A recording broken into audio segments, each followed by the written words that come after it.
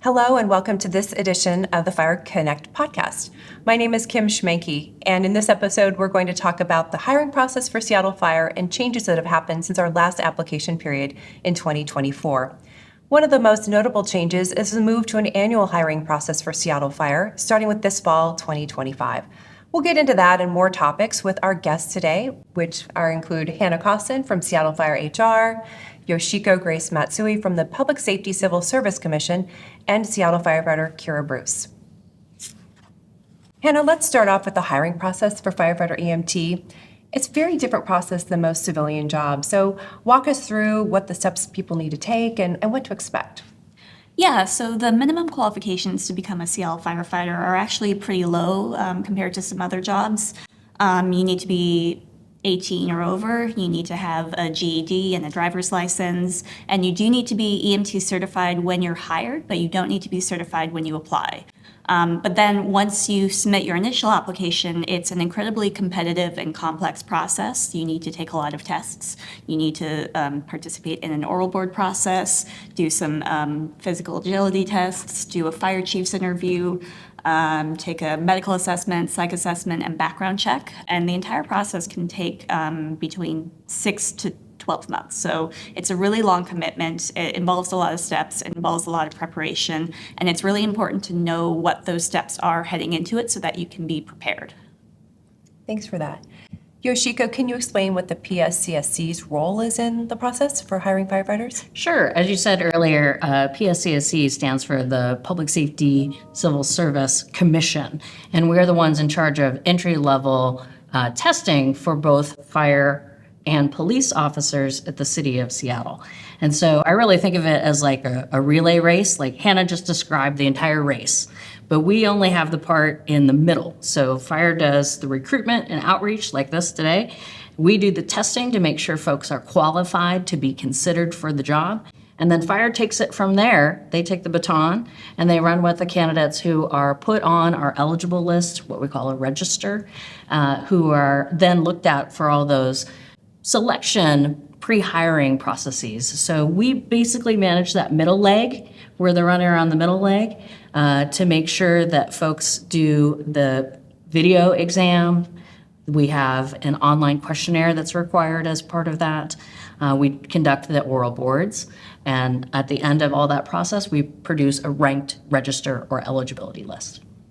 You talk about 2 tests that candidates need to take after they've submitted their initial paper application or online application. Hannah, Yoshiko, do you want to comment about what those tests look like and what someone should expect if they haven't gone through the process before and they're thinking through, gosh, I've got to take some tests as part of this? Yeah, absolutely. And I'd love to hear some impressions from folks who've taken some of those tests. So we partner with an agency that's called the National Testing Network to administer and monitor all of our exams. So the first component is going to be a video exam, and we use all 4 components of something called Fire Team. And so it involves a set of video vignettes where people are asked to watch a video, look at what the folks are doing in the video, and then choose a response to what's happening in that scenario out of a multiple choice kind of scenario options. We also have a mechanical reasoning component, or most people will know that as the fire brick factory or the brick factory. And then reading, comprehension, and a basic math component as well. And then the last component, if you pass all of those, there's one more. The public safety self-assessment, number 1, is an online questionnaire that goes with Fire Team, but you can take it independently on your own online. And then the last portion is the oral board, which we do in late winter, we'll call it, January and February of next year. So you have to complete all of those components and pass all of those components in order to move on. Yeah, the fire team test and the public safety self-assessment can be completed remotely, so you don't need to travel at all. You can take it from wherever you are. The oral board is in person, so it does require travel into the Seattle area. So for out-of-state candidates, it's important to understand what components require travel and which don't. Yeah, that's a good point. One question that's come up here and there is, candidates are coming in from another process elsewhere in the state or in the country. Is there reciprocity? Can they use prior test scores for this process? Is there an expiration date on a test? Oh, that's a great question. Yeah, like the name suggests, National Testing Network is an organization that does testing for fire, police, public safety, corrections all across the entire country for multiple jurisdictions, departments. And so if you test for another department or if you have a valid score that you've already taken fire team, you can what they call transfer in your score. And fire team scores are good for a 12-month period. And so if you've taken a fire team and you're pretty happy with your performance and you want to submit those to Seattle, as long as it's still valid, when you go that day to submit it, you can transfer in a score. Okay. Thanks. Firefighter Bruce, you've been through the application process with Seattle and you've done the oral boards. You've gone through this. You're a successful firefighter with Seattle Fire. From your perspective, take us through what to expect, particularly the oral boards. I think that's kind of a mystery for folks. And then how do you prepare for that? What's your tips and thoughts on that? The process to get hired as a firefighter is really different from any other job. It's a very long process and it's very regimented or very specific in each step. And there's a lot of them that you have to make sure that you do on time in order for your application to continue moving through the process. It's a little bit tricky to navigate if you don't know a firefighter or you haven't seen someone or been through the process yourself before. And Yoshiko and your team do a really great job of trying to coach candidates through it. But you have to read the directions. So it starts off with this fire team test. They do have practice tests and there are resources that you can look at before you take that if you're not familiar with it. It's not a test that you have to go in having any sort of fire service knowledge. It's how do you work with others? Are you coachable? Those kind of things. And then really basic math and reading comprehension and then mechanical reasoning. It's all right in front of you. Some people take the test multiple times and scores tend to get better the more you do that. And then beyond that, once you have completed your application and you've taken your video test, the oral board itself is not a normal interview. It is an oral test. Mm-hmm. And I've also sat on the side of designing these questions and sat on the side of being on the panel and being the one interviewed. And we're trying to get a certain answer out of you and to understand who you are in that process. And so there's typically 5 to 8 questions. Sure. And you want to sit down and practice ahead of time as much as you can with people in front of a mirror recording yourself. If you sit down and practice some of the most common ones, tell me about yourself, why do you want to be a firefighter? And have something that you are happy with, an answer in your back pocket with stories about who you are.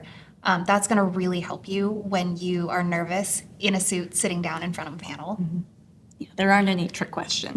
No. You just need to feel confident in your answers. Yep. And the more preparation that you do, the better answer you're going to have and the better score you're going to get. Yeah. Can I add something to what you said? It's different from a normal business interview because of the regimented style. And I think that's really key to the success, that if you're used to a business style of interview that's very didactic, it's back and forth, there's questions, follow-up questions, then you are not going to be able to use that style in an oral board. It is highly structured. So you're going to get this, everyone who goes through is going to get the same set of questions, the same amount of time. It's going to be asked in the same way. And once that timer stops, the stopwatch stops, that's it. You can't add to any of it. You can't go backwards. You can't go forwards. You can't say, oh, I forgot something. Can I add it here? So it takes practice and exposure to that style of presentation for you to do well. And so I highly recommend that folks look it up online, ask people for help, maybe get a mentor who's gone through it. If you can, if that's something that you have access to. Look online for resources. We do a workshop in the fall that I highly recommend that folks go to, that we talk about the structure of the oral boards, because it's not like a business interview. It is different. Yeah, and following up on that question a little bit, you talk about, you have a certain number of answers you need to get through in a certain period of time. You can't kind of add back on when their time's expired. Right. How would you recommend, well, first of all, are the questions weighted in terms of some have more weight in terms of their scoring, or are they just, how are they scored? I think that's the first question, so people can think about if they miss a question, are they completely out of the process? Or, gosh, if they did really well in the other questions, but they didn't get to the last one, they still have a shot at it. That's a great question. I'll jump in and let me know if you want to add to it. The question, not only are the questions and the process highly structured, but the answers that we're looking for are developed in advance. And every candidate is measured on how well they do based on the grading criteria. So everyone is graded on the exact same criteria as well. And so each question has its own grading criteria. And so if you do poorly on question number 2, I just beg people to put it out of their minds, take a deep breath, and do their best on question number 3, because they are graded independently. And so you just have to really think of that mental game of like, okay, I'm going to put that aside. I could have done better. Okay, this one, I've got it. Here's the story that I've got picked out for this, whether it's about my experience or whether it's about why I want to be here or why Seattle. And just keep going and try and keep your head up, knowing that each question is individually rated and we're looking for a different set of information for those questions as well. To add to that, questions tend to be multi-part. There's a couple of different pieces to each one, and we really want you to answer each piece of the question. And that's where that preparation comes in handy. One of the things that I like to tell people, when you start Googling how to do an oral board, you'll come up with like different formulas for how to structure an answer. And I find that that can be really helpful to practice like the Sarah model, where you have a situation, the action, the results, and then the application to like future things or the fire service specifically. And that can help you to stay on track. And it's always okay to like pause and be like, I got away from that answer. Let me recollect myself and continue forward. And reread the question before you move on to make sure you didn't miss anything or you didn't leave anything out. That's a great, and usually I would say it's our standard practice to have the interview questions on a piece of paper in front of you. So you don't have to recollect like, oh, what did they ask me? Or what are the parts to this question? It should be right there as well. When people are thinking about preparing for their oral boards, and you're talked about the Sarah method, but that really asks someone to be introspective and think about their experiences and being prepared to talk about it. Did you find that difficult, Firefighter Bruce, to come prepared and talk about your accomplishments or skills or attributes? I was really fortunate to find mentorship through the hiring and interview process with other Seattle firefighters and folks with different agencies. So I feel like I was able to practice quite a bit, but something that people can struggle with from time to time is talking about themselves and like being like, oh, I feel like I'm bragging about myself. No, tell me all of the things that you have done and why you are qualified for this job. Like, continue talking about yourself. The more you say, the more points I can give you on an oral board. So It's a really good point. It's probably an area a lot of candidates struggle with, so that's a great tip. You talked about through your ability to find mentorship with people at Seattle Fire. I want to point out at this point that every year we also have King County Fire Chiefs Association host diversity and recruitment workshops. And those are meant for anyone who's interested in the process, and particularly because we know the connection to someone in the fire career or fire services can really not give you a leg up, but does give you some kind of advantage from that ability to connect and learn more. But those diversity and recruitment workshops are intended specifically for people without a connection to come ask questions, learn about the oral boards, and make those relationships happen too, from not just Seattle Fire, but other King County fire agencies. So we're trying to help address that lack of connection that some folks might have who want to be in the career but don't know how to ask or don't have a relationship with a firefighter already. So. Yeah. every fire station's always open too. Yeah, Like, I was you can gonna come say. knock on our door and we're happy to talk to you. Firefighters love talking about their job. It's the best job. Absolutely. We mentioned earlier that Seattle Fire is moving to an annual hiring process. So remind us of the dates for both the application window and then the various tests, just so people can have that in their radar.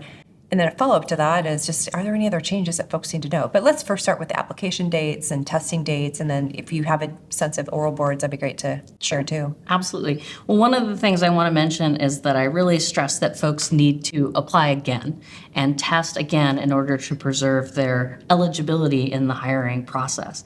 And so even if you're on the register right now, that register will expire when the new one is published. So there's always one that's live, and the new one takes the place of the old one. And it used to be that you might have the chance to get hired maybe into 4 or 5 classes when we had a 2-year list. Now that we have a 1-year list, you really have to test more frequently. Even if you're in the hiring process right now and maybe you had a deferral and they're looking at you for the February class, you should test again to make sure that you're eligible past the time that the register turns over. So our applications are going to open on October 7th and they end on November 25th. So our application is distinct, different than the testing process. We require a City of Seattle application, and it's very short. You don't have to upload any documents. You don't have to fill out your whole job history. You basically put in your name and your contact information and let us know that you're interested in being a Seattle firefighter. Then you have a concurrent testing window with the National Testing Network, our test partner, where starting again on October 7th, but going all the way to December 9th, you can schedule a fire team, go in and do your PSSA 1, or transfer in an existing score that you have that's already valid. Great. And then oral boards happen, I think we were talking about late January into the 1st of February. Is that window that people could expect where they need to come into Seattle, as you said, Hannah? It's not a remote process for that part of the process. So folks will hope to get their, and I have my fingers crossed, I hope that everyone will get their results in mid-December so that they can make travel plans and arrangements to be here in the Seattle area starting on January 21st, I believe is the actual starting day. It's that Wednesday after MLK junior holiday. And then we do 3 weeks of oral boards, Wednesday through Saturdays.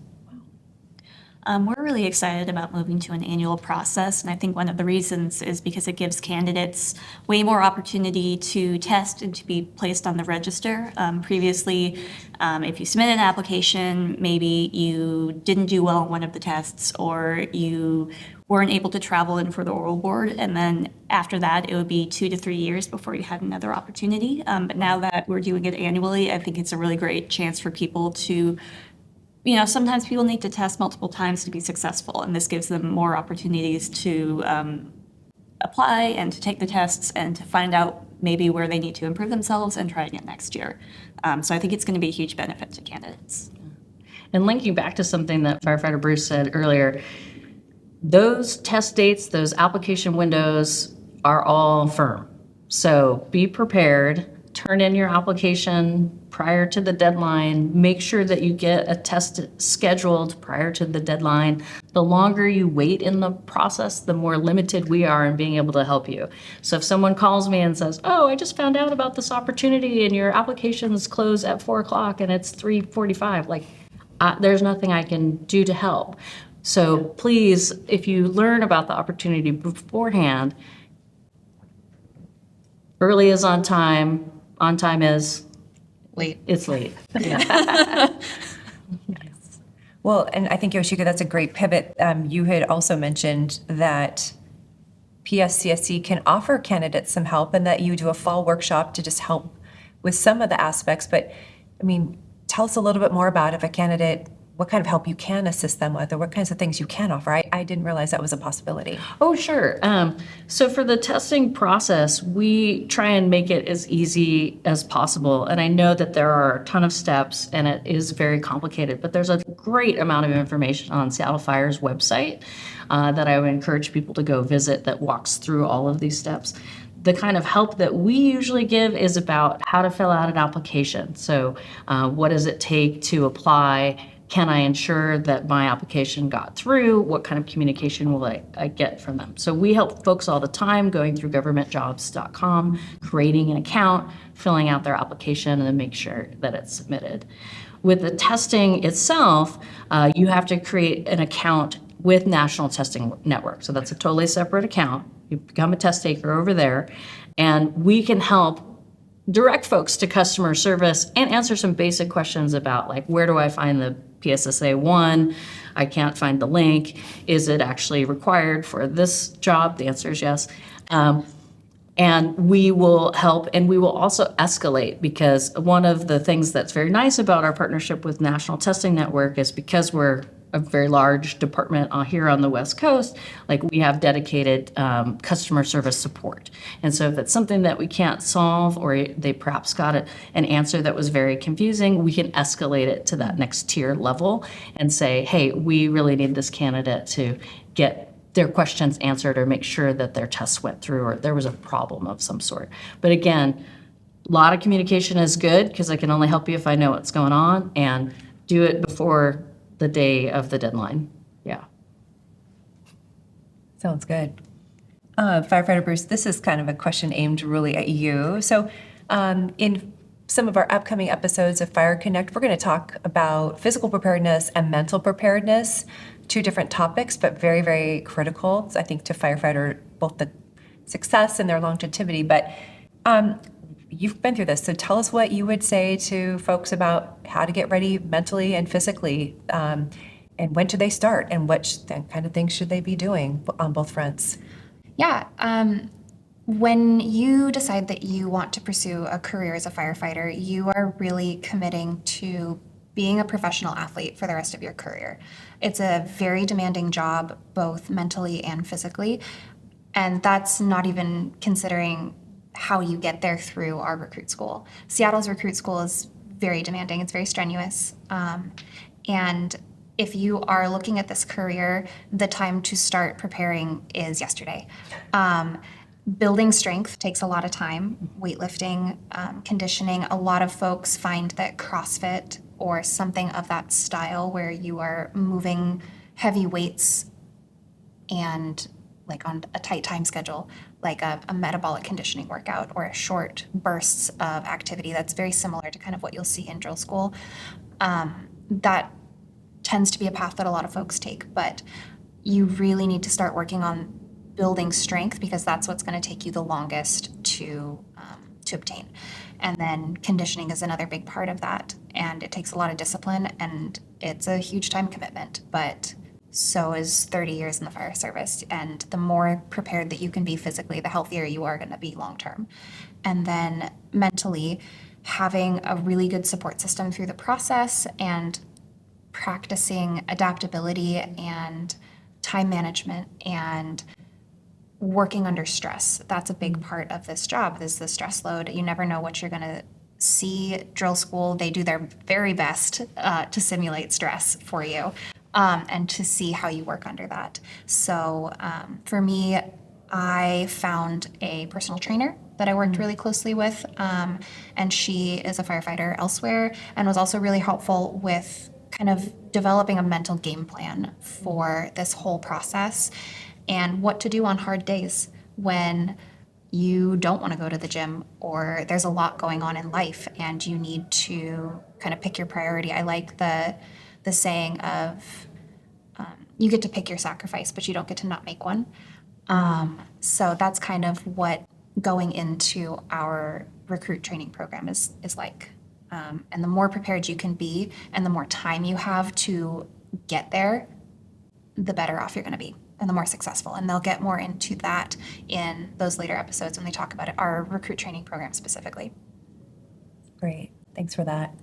One thing we haven't talked about yet is a requirement to have your EMT certification. Seattle Fire requires that as part of you are a firefighter EMT. We don't just have EMTs or just firefighters. Who would like to tackle that question about what's required and at what time, and are there supports for people who don't yet have their EMT but are about to enter, or might enter a recruit class? Yeah, like I said earlier, you are required to be EMT certified in Washington State upon your hire date. But as we've stated, it's a very long hiring process, so you don't need to have your EMT certification when you submit an application. For example, with this next application process, application period is going to open in October. The first class hired from that application period is going to start in August of 2026. So there's a lot of time to figure out your EMT certification between beginning the process and being hired. There are classes available in the Washington State area, in the King County area. We do have some of those listed on the website. So if you would like to gain your EMT certification while you're going through the process, there's a lot of opportunities available in the area. We do annually put on an in-house SFD-led EMT course for candidates who've received a conditional offer but are not yet certified. We put that on once a year in the fall. So if a candidate receives a conditional offer for the February 2027 class, for example, they'll have an opportunity to join our EMT course. It kind of depends on what works best for the candidate. Sometimes they would prefer to wait and take the course with Seattle Fire because that works best for their schedule, or they prefer to get their EMT certification on their own time so that they can dedicate the months leading up to the recruit class to physical training. So it's so there's pros and cons with both of them. It really depends on the candidate's personal situation. And then if you are EMT certified in another state, once you receive a conditional offer from the Seattle Fire Department, we will work with you to get you reciprocity in Washington State. So if you have any other certification, then that's not a barrier. You just need to do some extra paperwork. Firefighter applicants will go through a background check and additional screening. Can you speak to that? Yeah, once a firefighter candidate receives a conditional offer, they'll be asked to complete a background check, a medical assessment, and a psych assessment. The background check includes criminal history, driving record, employment history. They'll speak to people that you used to work with. They'll make sure that, your employment record is what we would expect of a candidate. Driving record is very important. We do expect all of our firefighters to drive safely, so we're going to take a close look at your driving record. So that's something to keep in mind once you begin the process. Make sure you're not getting parking tickets, make sure you're not speeding, make sure you never drink or drive, because those could all be reasons that we'll decide to pass on you. The medical assessment is a day at a doctor's office where you'll do a stress test, you'll get blood drawn, you'll do a drug test, you'll do an overall physical assessment. And then the psych assessment is a meeting with a psychologist where you will answer personal questions, go into your past and how you deal with stress and how you deal with adversity. And one thing you should know is that if you've had any mental health treatment in the past, you will be expected to provide documentation from that treatment. So when you start the process, you might just want to make sure that you have access to that. You remember who your doctors were, you have their names and phone numbers so that you don't delay your final offer by not having that paperwork ready.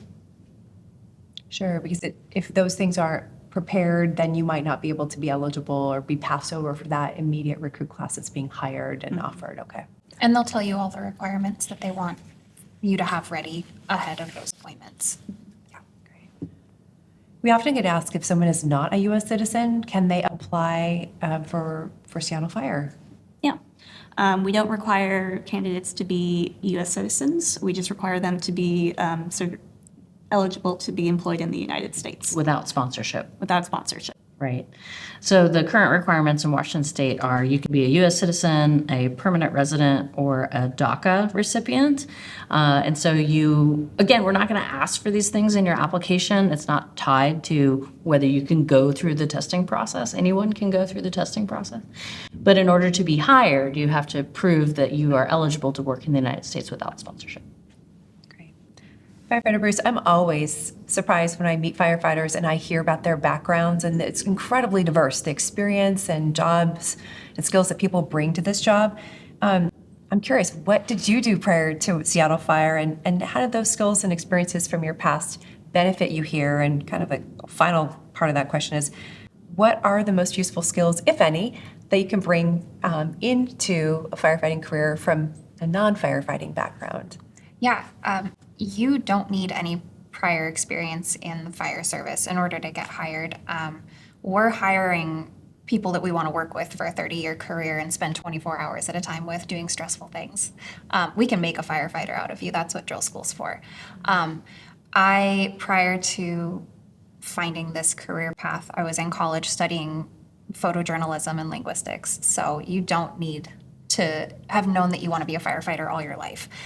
We've got architects and engineers and people who never went to college. We've got pro athletes and prior military. There's every type of background in the fire service, and the skills that are going to serve you well are like, are you coachable? Do you perform well under stress? Are you adaptable? Do you like to have fun with the people that you're working with?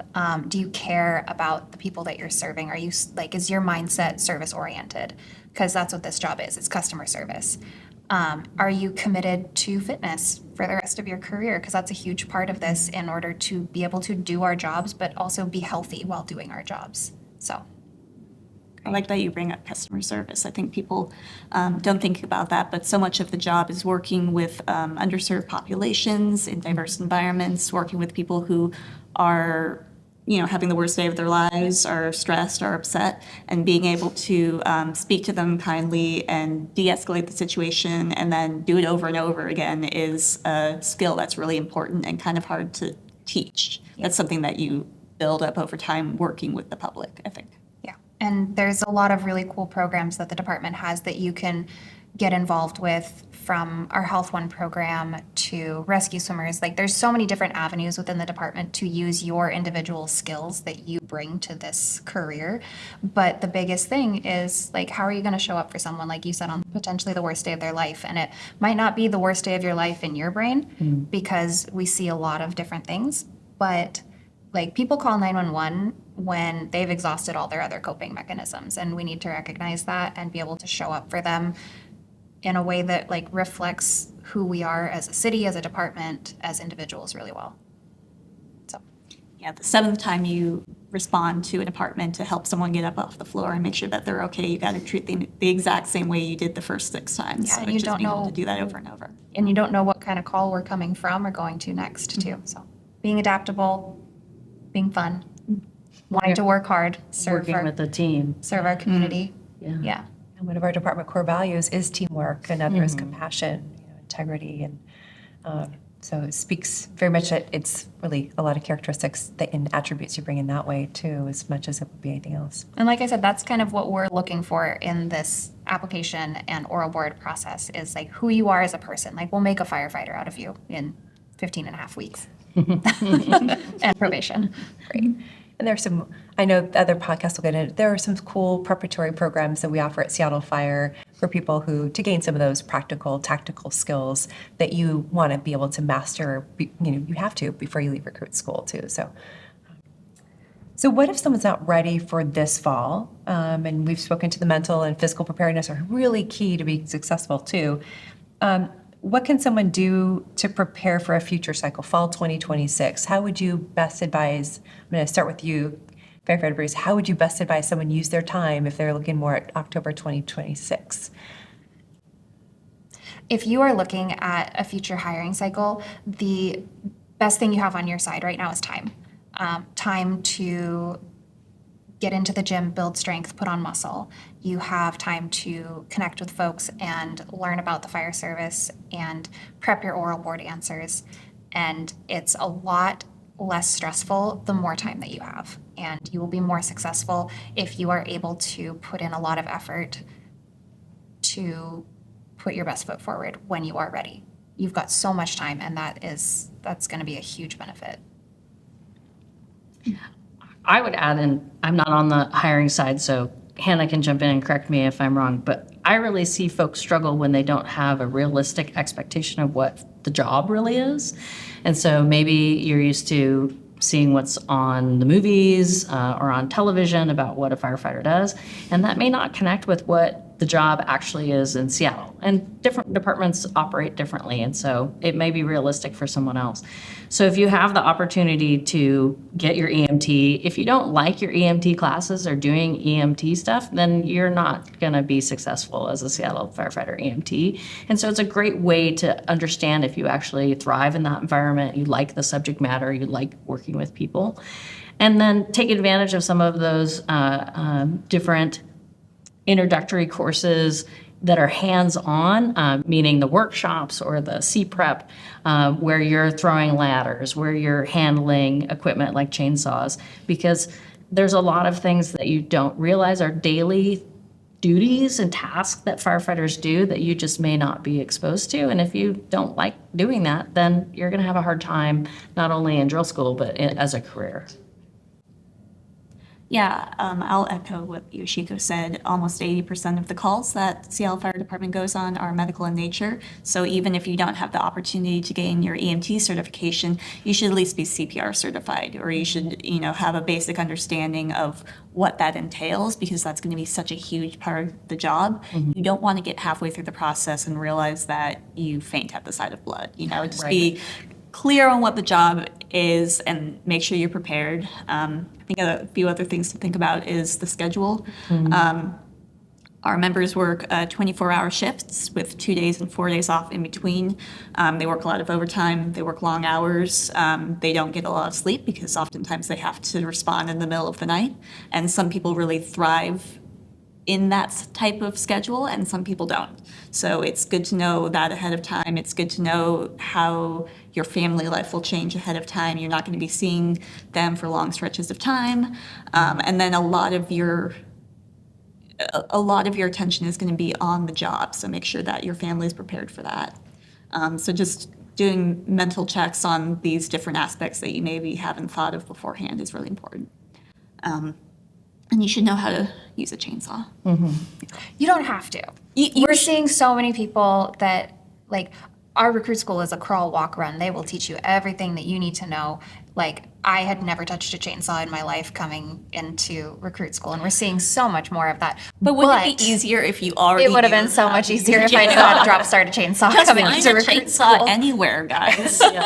You can go rent them. Yeah. That's true. That's true. One thing I was going to just add, because you were talking about getting exposed and really knowing, is this the career path for you, whether it's the hours and the impact on family or the skills or the kind of runs we do. But two, there are fire science degree programs at community colleges. So North Seattle Colleges is one, for instance, that Seattle Fire helped initiate. So that's a great opportunity to take either the program or take some classes just to get that orientation if time is on your side to prepare and think about, is this really the direction I want to go? And then you get some access and mentorship and some skills that will suit you when you come into the recruit prep process, if you get a conditional offer and you've made it that far. So One of my mentors through this process told me when I finished my EMT program that there was going to be no replacement for real life experience. So one of my steps that I took in the path to get here was volunteering. It's a little bit trickier to find opportunities for that in King County, but if you have the opportunity to drive a little ways outside of the county, I spent almost 2 years volunteering, and I found this job because of EMS and then fell in love with the fire side through that, and like figuring out if this is for you. There's so many different things that you can do ahead of time. Volunteering, going to pursue your EMT certification, talking to people, finding mentorship, and visit a fire station. absolutely. Well, we have time for kind of one last question, and it's an open catch-all for, is there anything else that we want to make sure prospective applicants know ahead of this fall that we didn't already cover, and that's just kind of like percolating in your mind? So Yoshiko, you're kind of nodding your head. I mean, do you have something you want to start us out with? Yeah. From the testing perspective, I really ask folks to be on time or early, preferably early.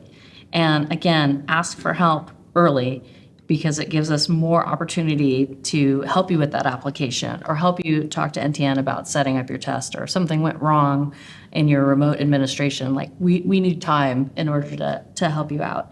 And when it comes to oral boards, like when the door closes and if you're not there in your seat, you are done for that year in that cycle. And we encourage you to come back, but please read the information that we send out to you about the format, about what to expect, where to park, all those important things, so that you are able to put your best foot forward. That's great advice. Yeah. Anything else? I think just along the lines of, you don't need to have fire service experience to pursue this career. If you are confused, reaching out for help from the folks that are running the process, but also find a firefighter. Like, we love our jobs so much and are more than happy to talk to you and help you throughout the process in any way we can. Yeah, kind of similar to what Yoshiko said. A lot of the process is, self-motivated. It is what you make of it. I will be sending you a voucher, but you are responsible for scheduling your CPAT. I will be sending you instructions, but you are responsible for scheduling your suitability assessment. I will give you the opportunity to self-schedule for your fire chief's interview, but you need to pick the date. You need to show up on time. You need to be ready. You need to be prepared. We're working with a lot of candidates. It's incredibly competitive. So a lot of it is up to you to put your best foot forward and to be on top of all of the different things that you'll need to accomplish in order to join the department. So. Great. Well, thank you all so much for your time and sharing your wisdom with, I hope all the viewers for the podcast appreciate everything that you've shared today. And as we mentioned before, Seattle Fire's application window for an entry-level firefighter EMT opens October 7, runs through November 25, 2025. And again, we've got dates for testing need to be completed by December 9th. So today is the first in a series of 6 podcast episodes. And as you've heard today, it was all about hiring, but we've got other topics, physical and mental preparedness, our different opportunities for leadership and growth in the department. So we hope that you will join us for those additional episodes coming out. We also have a series of live webinars and in-person events to dive more into the hiring process and to help you answer the questions you have about this ahead of the applications opening. I also want to encourage you to follow Seattle Fire on our social media accounts, particularly Facebook and Instagram. We use those to promote all the different opportunities, events, and webinars that you can tune into and benefit from. We also would love you to sign up on seattlefirejobs.com. There's a plethora of information about the hiring process, but also a jobs interest list. And Hannah will send all sorts of information that's really useful to you in this process by signing up there. And of course, keep tuning in to the Fire Connect podcast.